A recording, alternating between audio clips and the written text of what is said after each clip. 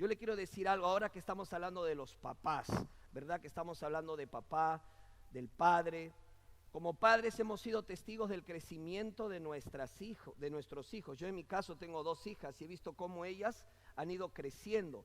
El crecimiento es bueno. ¿Cuántos dicen amén? Porque todo lo que tiene vida crece. Todo lo que tiene vida se desarrolla. Mis hijas, a medida que pasaba el tiempo, han ido creciendo y ese crecimiento ha conllevado un desafío, un reto para nosotros como papás, pues al verlas crecer, especialmente mi hija menor, que es muy alta, había que comprarle ropa adecuada para su crecimiento, ¿verdad? Para ayudarla, no podía seguir con los zapatitos de niña, teníamos que comprarle una talla más grande y así con sus ropitas, porque ese crecimiento demanda que nosotros hagamos los ajustes necesarios como padres a medida que ellas van creciendo. Entonces, hermanos, lo mismo pasa con la iglesia. Una iglesia, escúchenme, crece. ¿Cuánto creen eso? Toda iglesia que tiene vida, la vida de Cristo, crece.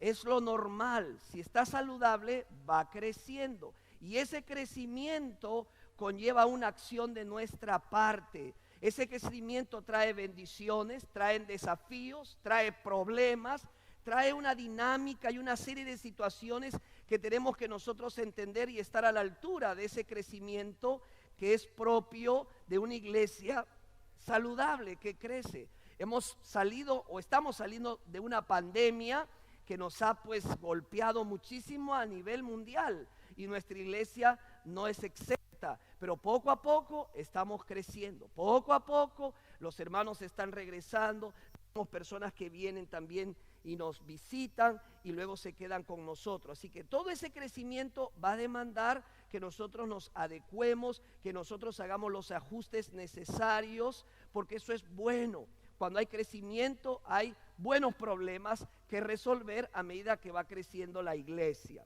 Así que, pero este capítulo nos habla de cómo la iglesia se puso a la altura de ese crecimiento que experimentó la primera iglesia, tomando medidas importantes. Y esas medidas trajeron bendición a la iglesia. Así que ahora sí quiero que vaya a Hechos capítulo 6.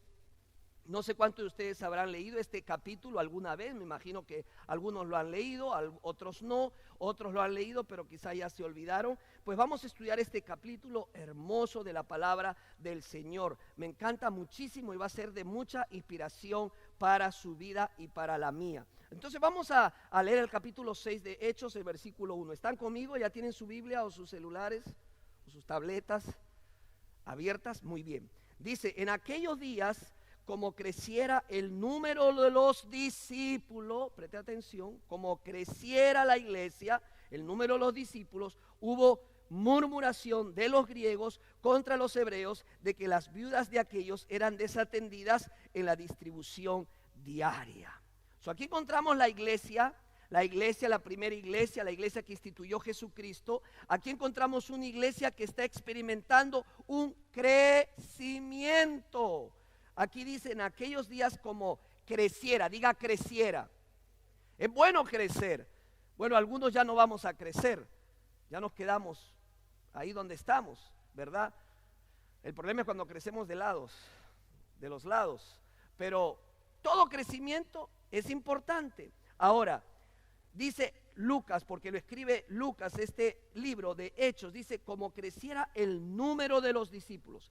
Lucas pone atención a los números. Los números son importantes, ¿verdad? Él dice, bueno, contando hay más discípulos que antes, está creciendo los números. Los números son buenos, hay que contar. Los números no son malos. Tenemos un libro de la Biblia que se llama ¿cómo? Números.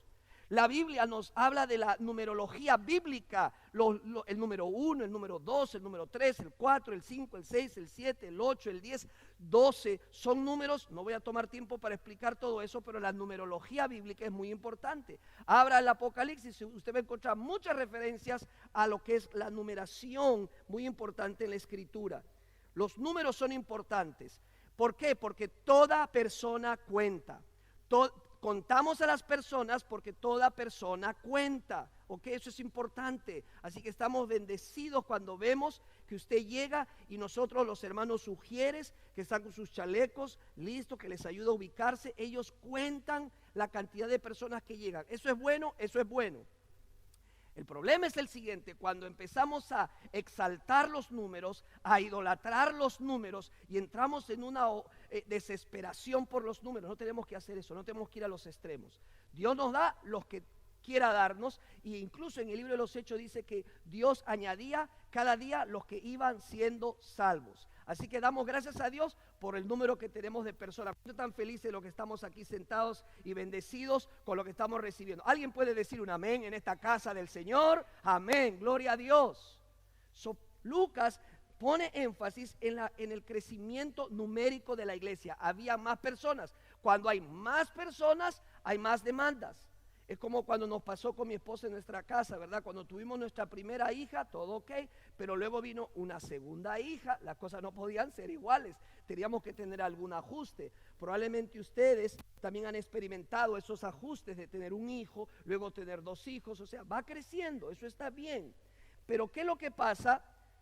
No todos respondemos de la manera que debemos responder cuando hay crecimiento. Si usted se fija en el versículo 1, mira lo que pasó.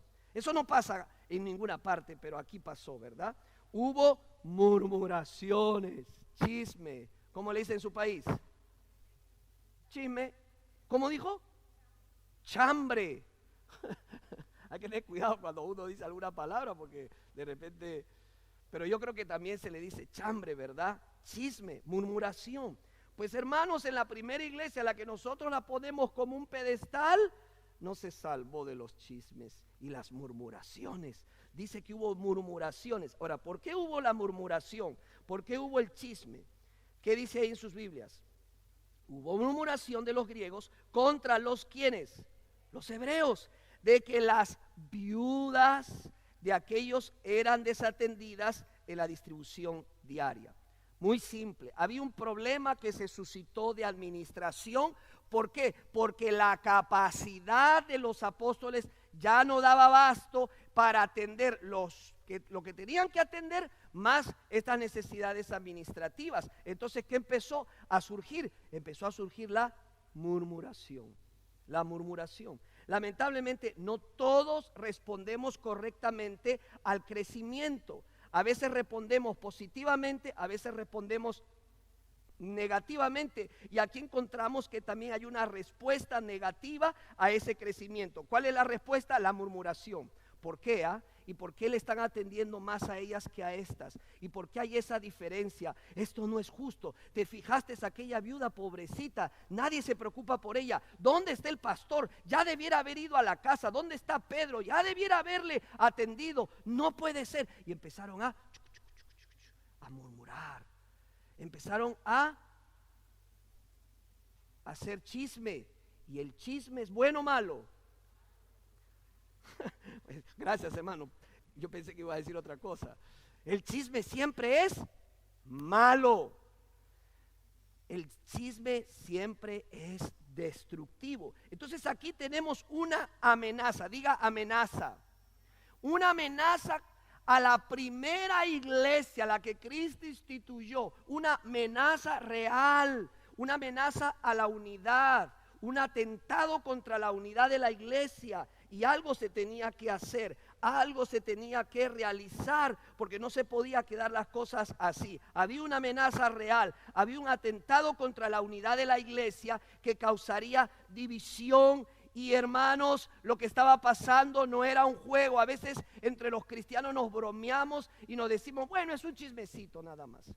Tómalo como oración, vamos a orar, pero déjame contarte. Eso es fatal, eso es destructivo, eso daña, eso divide, eso marca una iglesia y la arruina. Cualquier iglesia en la cual esté llena de chismes sucumbe tarde o temprano. Escúcheme, nadie quiere ir a una iglesia donde se chismean. Nadie quiere ir a una iglesia donde se hable mal de las personas. ¿Usted quisiera estar en una iglesia donde se chismee? Gracias por responder. Nadie. Apenas llego a un lugar donde hay chismes, me doy media vuelta y me voy. ¿Por qué? Porque nadie quiere ir a un lugar, porque le voy a decir algo más, porque si alguien chismea a ti, de una persona, tarde o temprano, ¿va a chismear de quién? Va a chismear de ti. El chisme divide, el chisme arruina amistades, el chisme es destructivo, no es juego. Y porque no es juego, se tomaron las medidas necesarias en esta primera iglesia para corregir el problema. Ahora entonces vamos al versículo 2, donde dice, entonces los 12, ¿quiénes fueron los 12? Los discípulos, los apóstoles, perdón, los 12 convocaron a la multitud de los discípulos. Me encanta. Este no era un problema de unos pocos, esto era una situación de toda la iglesia. Todos los discípulos tenían que participar. ¿Sabe por qué le quiero decir esto y enfatizar eso? Porque es fácil señalar un problema, pero otra cosa, esa es parte de la solución. Es muy fácil señalar, decir, la iglesia no está haciendo esto, la iglesia no está haciendo lo otro, esta iglesia no está haciendo aquí, esta iglesia no está haciendo allá. Pero déjame decirte algo, bíblicamente hablando, la iglesia eres tú. Así que, y soy yo. La próxima vez que tú digas, la iglesia no tiene esto, tú tienes que decir, yo no tengo esto, yo no estoy haciendo mi parte, no estamos haciendo lo que tenemos que hacer, porque la iglesia son personas, no es este edificio es donde nosotros nos congregamos, pero yo soy la iglesia, tú eres la iglesia. Si hay alguien que quiera decir un amén, me encantaría muchísimo. Cuando cada uno de ustedes toma la clase de membresía, ¿qué les decimos? Tú eres ahora parte de la iglesia, tú debes cuidar la iglesia, proteger la iglesia. ¿Por qué? Porque es nuestra iglesia donde nosotros nos congregamos. Dice, entonces los 12 convocaron a la multitud de los discípulos y dijeron, ¿qué dijeron los apóstoles? Ellos dijeron, no es justo que nosotros dejemos ¿qué? La palabra de Dios para servir a las mesas. Ahora preste atención. Hay quienes pueden leer esto y pueden malinterpretar el pasaje y decir, oh, los apóstoles nunca se interesaban por las personas. No, ellos hacían el trabajo, cuidaban a las personas, atendían a las viudas, pero ¿sabe qué? Los historiadores dicen de que en este grupo grande de personas quizás habían entre 10 a 20 viudas solas que necesitaban ser cuidadas.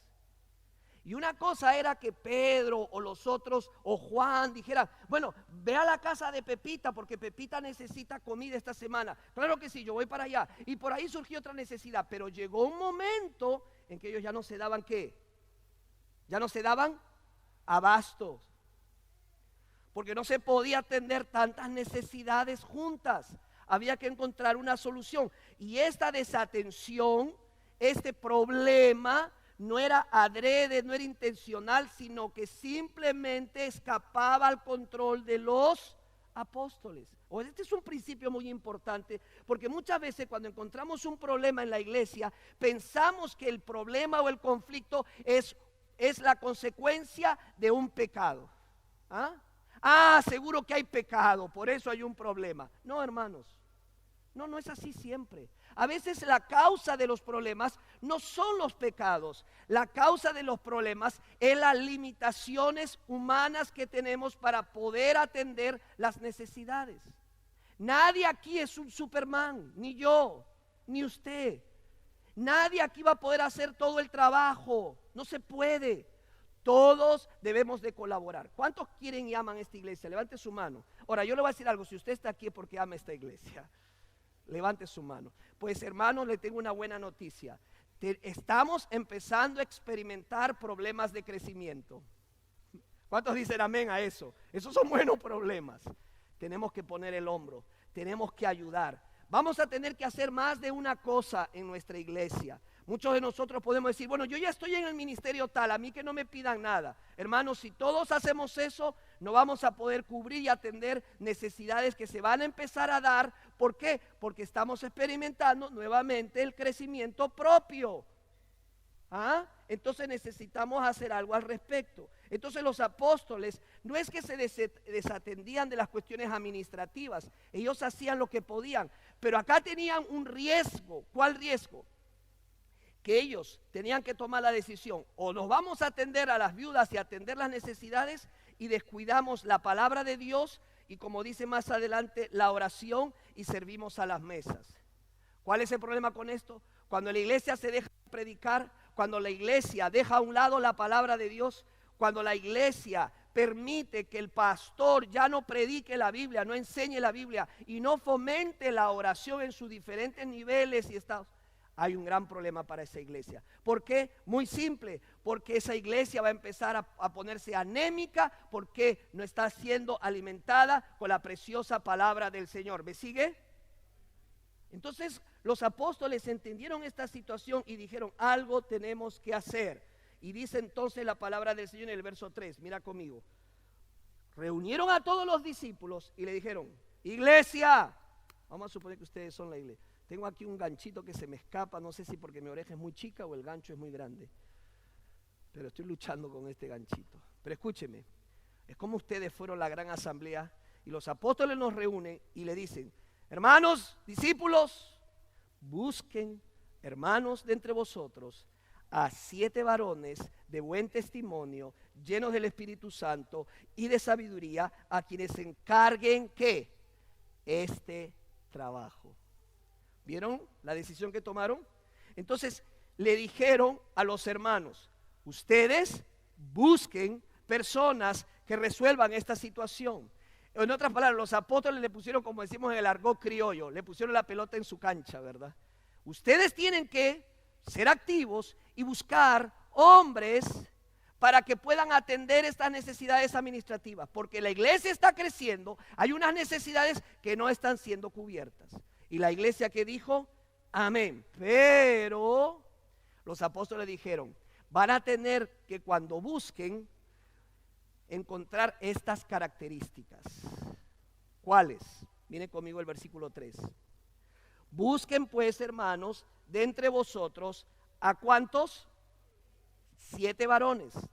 Pidieron buscar varones. Atención, papás que están aquí, varones, porque este mensaje es para ti y para mí también, ¿ok? Pero también es para todos los que somos discípulos de Jesús. 7 varones, y aquí viene la lista: de buen testimonio, lleno del Espíritu Santo, de sabiduría, a quienes encarguemos de este trabajo. Este pasaje nos demuestra que no cualquiera iba a hacer esta tarea. Esto era una situación que tenía que resolverse con personas correctas para que realizaran el trabajo correcto que tenía que hacerse. Entonces la Biblia nos dice que ellos, la iglesia, necesitaban buscar a estos varones que atendieran esta necesidad y encontraran a 7 varones, y ahí están las características. Por sobre todo tenían que ser, y ese es mi primer punto de este mensaje: siervos. Siervos. ¿Por qué estos líderes tenían que ser siervos? Porque tenían que simplemente servir. Servir. Y la Biblia nos dice que ellos tenían que servir las mesas. Por eso es importante recordar que las personas que van a ser o diáconos o cuidadores o líderes de cuidado, como quieran llamarle en las iglesias, deben entender y recordar y entender bien lo que significa servir las mesas. Porque si no entiende lo que significa servir las mesas, va a haber un problema. Porque en vez de ser una ayuda, van a ser ¿qué? Un tropiezo. Porque la idea es que ellos, estas personas, ayuden a resolver los problemas. No los crean, los resuelven. Y para resolver los problemas yo necesito poner a un lado mis propios intereses con tal de que la iglesia sea cuidada y sea cuidado la unidad de esa congregación, de esa iglesia. Por eso ellos debían ser siervos. ¿Quién es nuestro modelo de siervo? Jesucristo. ¿Sabe lo que dijo él en Lucas? Dice: yo no he venido para ser servido, sino para servir. Hermanos, servir es una bendición. ¿Cuántos dicen amén? Lo hermoso del servicio es que tú demuestras con el servicio que tú amas a Cristo.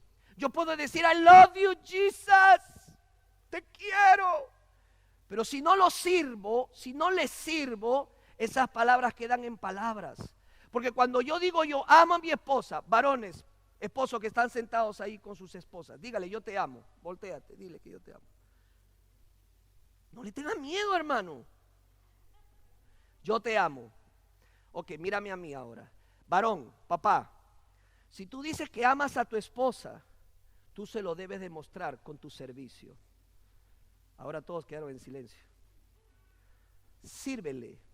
Y yo no estoy aquí que, ay, que mira que acá está mi esposa, así que no puedo decir mucho porque ella está aquí. Y tu esposa es la mejor testigo de saber si tú eres una persona que te sirves a ti mismo o sirves a tu familia.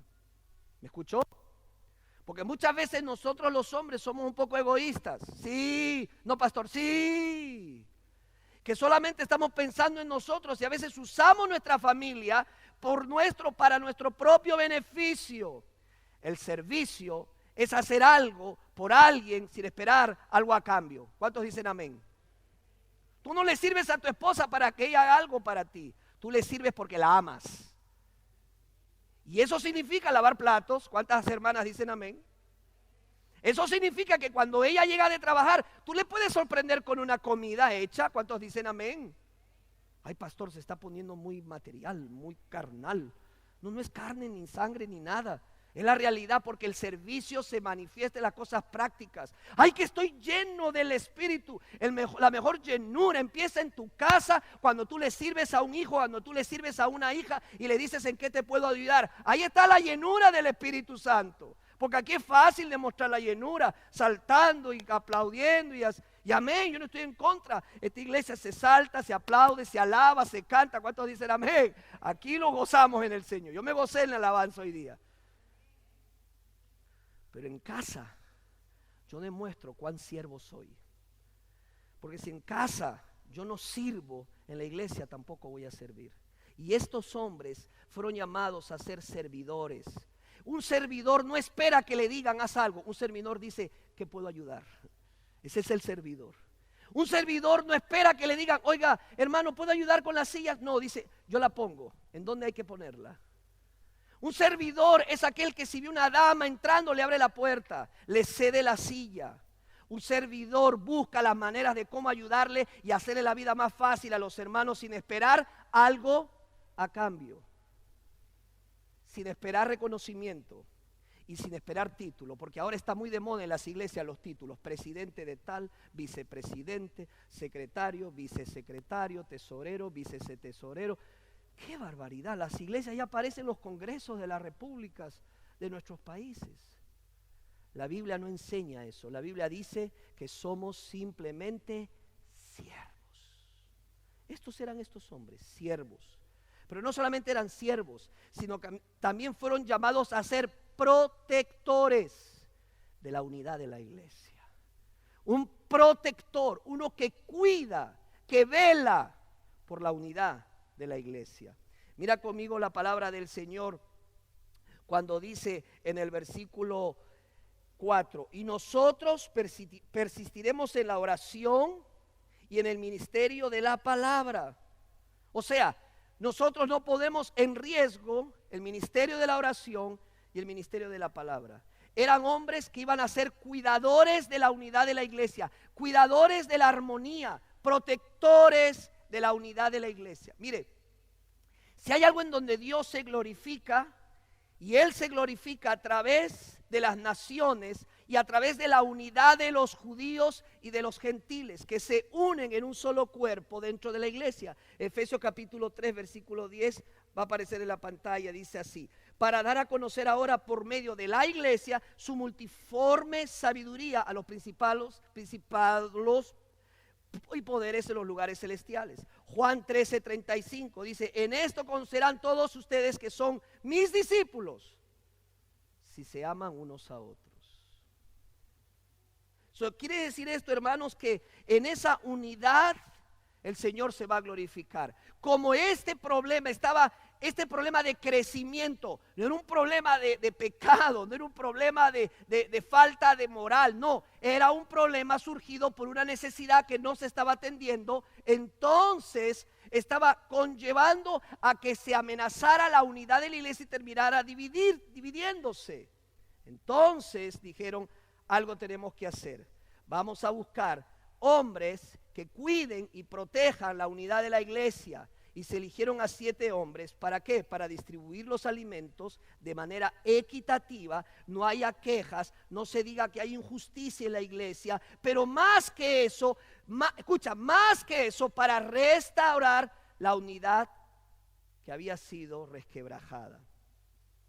La construcción de la unidad era su objetivo principal. La buena administración era el medio. ¿Escuchó? La construcción el fortalecimiento de la unidad era su objetivo principal. La buena administración era el medio para lograrlo.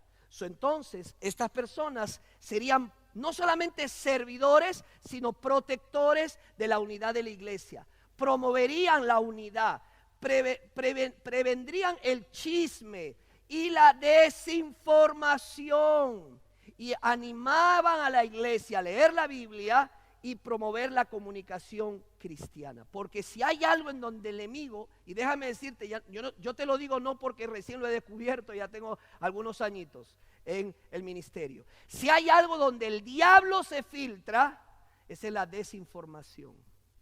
Si hay algo donde él saca partido, es cuando no hay correcta comunicación. Porque entonces le llega a uno una novela y un chisme y uno se lo cree.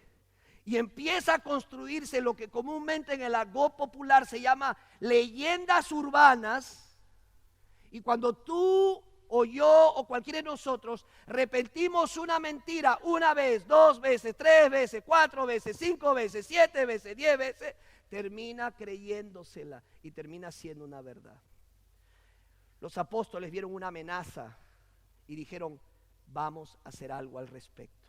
Estos pastores convocaron a toda la iglesia y dijeron, hay una necesidad, se va a cubrir esa necesidad, busquen hombres calificados para que cumplan con esa labor. Y ese es el tercer punto de este mensaje, hombres calificados. Ahora, quizás tú puedas estar pensando a la altura de este mensaje, tú dices, bueno, este mensaje, pastor, no es para mí, me equivoqué de culto. No te apures. Yo le quiero decir algo. Los diáconos, como aquí lleva el título, elección de los diáconos, ¿saben qué tenían el propósito al final de cuentas? Escúchame, tenían el propósito de modelar cómo es un discípulo. ¿Ahora le quedó más claro? Este mensaje es para ti, hermana, mamá, hija. Este mensaje es para ti, varón, esposo, padre, joven, porque este es el modelo de los creyentes. Estos tenían que modelar lo que significa ser un discípulo de Cristo. Hermanos, escúcheme, se lo digo con el amor del Señor. Ser discípulo de Cristo no es asistir a un culto y regresar el próximo domingo. Aunque es importante asistir a la iglesia, un discípulo de Jesucristo es más que atender un servicio. Ser un discípulo de Cristo es entregarse por completo a Jesucristo. Es rendir su vida a Jesucristo, es negarse a sí mismo, tomar su cruz y seguir a Jesús en donde Él ahora es mi líder, mi rey, y yo hago lo que Él me dice que haga, porque ahora me debo a Él. Por eso es que estos hombres tenían que tener estas cualificaciones. Vaya conmigo, sigamos leyendo. ¿Están conmigo ahí, hermanos? Amén. Dice en el versículo 5. Agradó la propuesta a toda la multitud. Oye, Dios los bendiga a los apóstoles, porque para que se agrade toda la iglesia de algo que se decide, eso está bueno. Toda la iglesia aplaudió, toda la iglesia estaba feliz. Y eligieron, ¿a quién? A Esteban. Presta atención con ese nombre, porque lo vamos a estudiar el próximo domingo también. Y lo vamos a leer un poco de él. Esteban. Varón que lleno de fe y del Espíritu Santo. ¿A quién más? Felipe.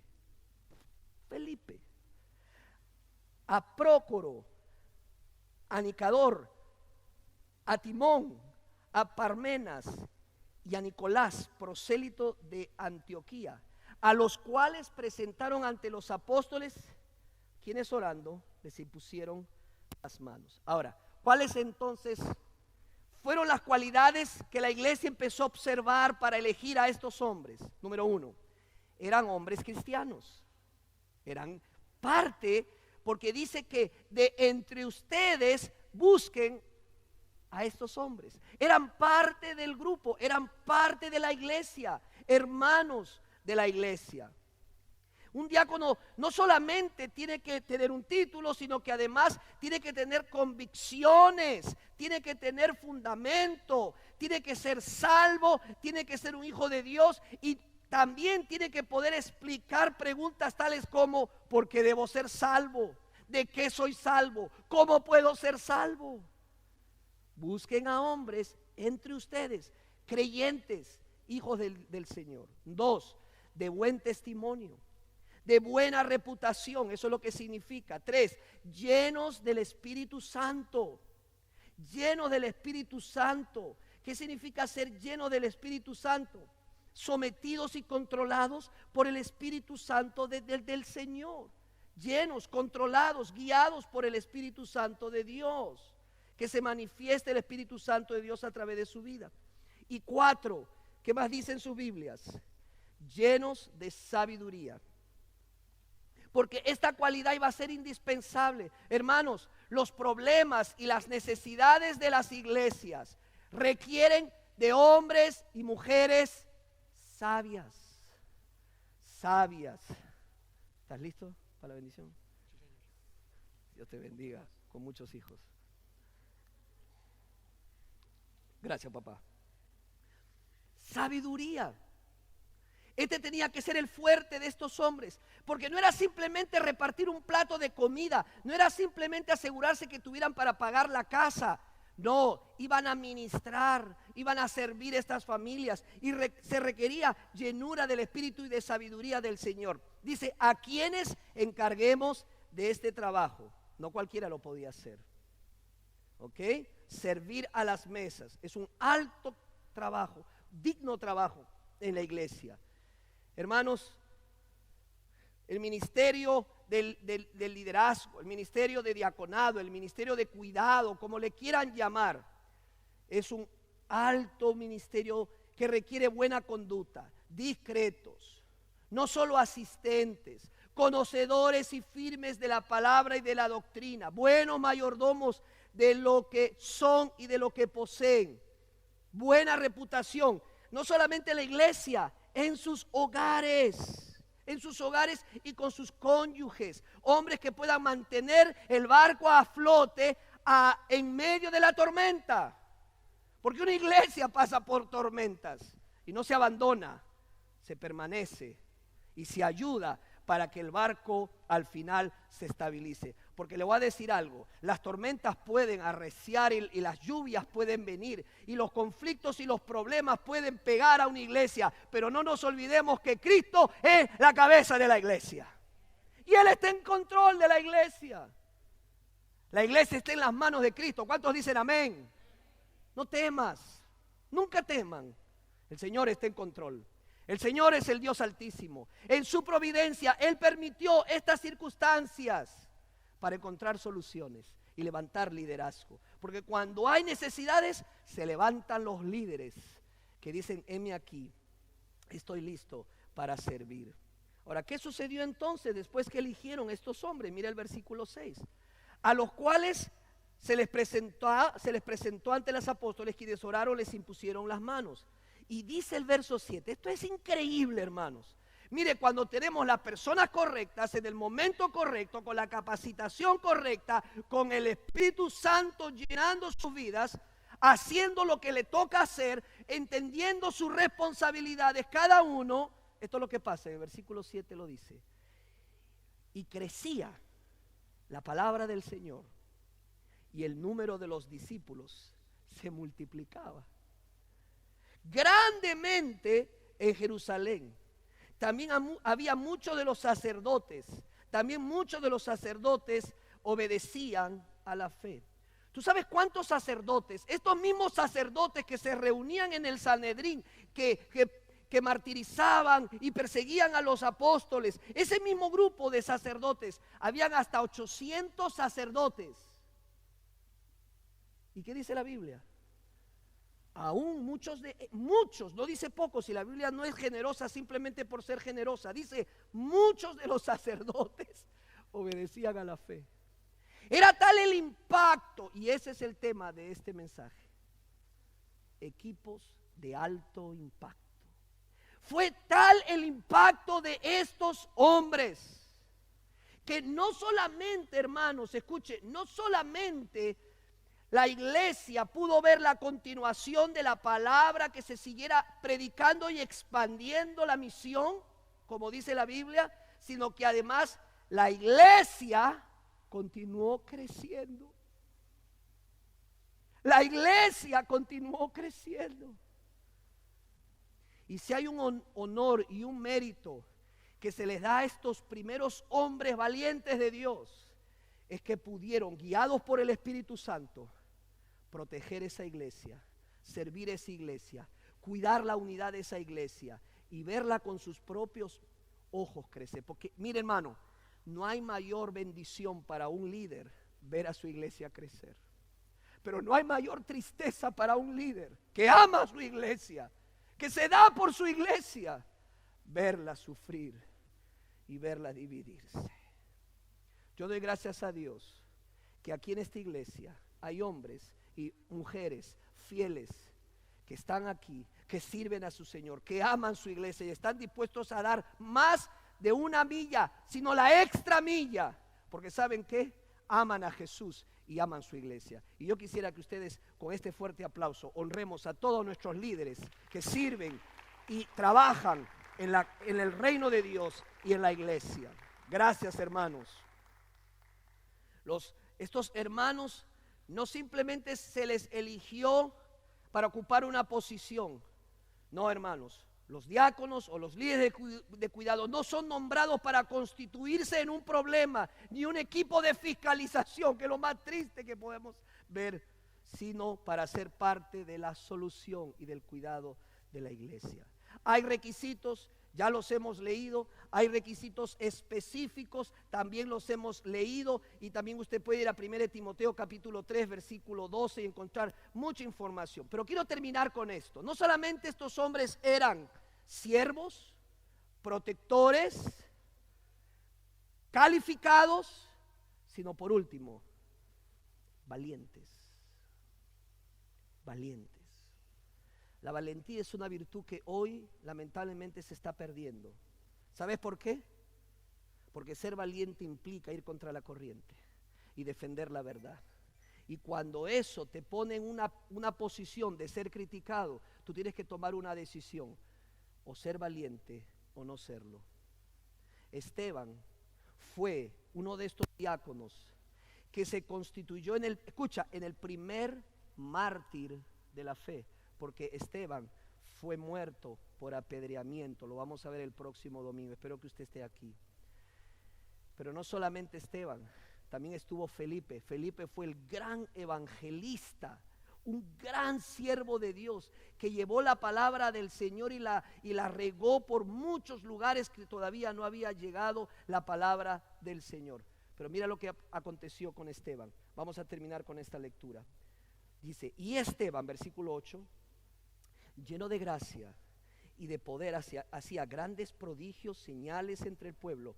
Entonces se levantaron uno de la sinagoga, llamado de los libertos, y de los de Cirene, de Alejandría, de Cilicia y de Asia, disputando ¿con quién? Con Esteban. No con los apóstoles, con Esteban. Hermanos, estos eran hombres de entera confianza de los apóstoles y de la iglesia.